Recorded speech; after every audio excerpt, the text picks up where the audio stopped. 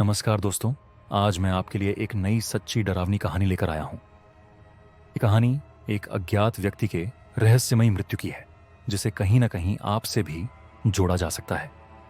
निदान गांव की चौपाल में दिनांक 21 जून 1998 को एक मर्द का शव मिला था, जिसकी पहचान न तो उसके सामान से हो सकी, न किसी के पास उसे देखने हुआ था। उसकी मृत्यु का कारण भी छिपा हुआ था।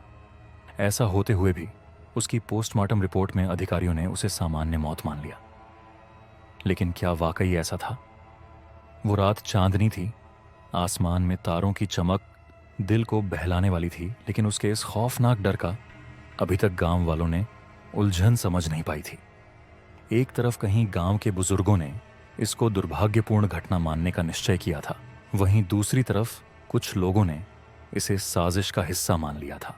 इस कहानी का सबसे रोमांचक मोड़ तब आता है जब गांव के एक युवक ने अज्ञात व्यक्ति के जीवन की कुछ गहराई में जाने की कोशिश की और हाथ लगे संकेतों को जोड़ने की कोशिश की।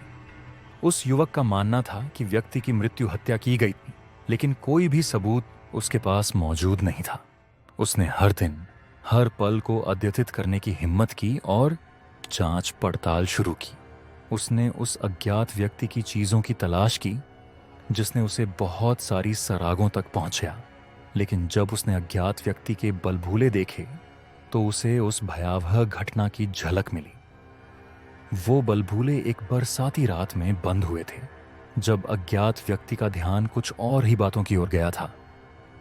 वो साक्षात्कार में महसूस कर सका था कि उसने अपनी जिंदगी के अंतिम कुछ क्षणों में अपनी मौत का इंतजार किया।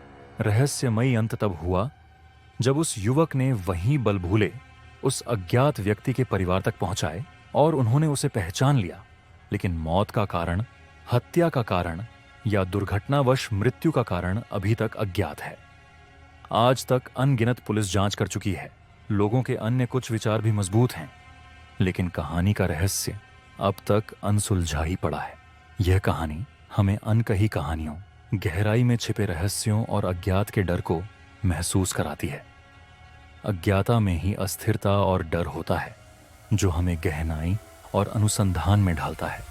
इसलिए दोस्तों, सतर्क रहें, सोचें, समझें, क्योंकि कहानियां हमेशा अपना रास्ता ढूंढ ही लेती हैं।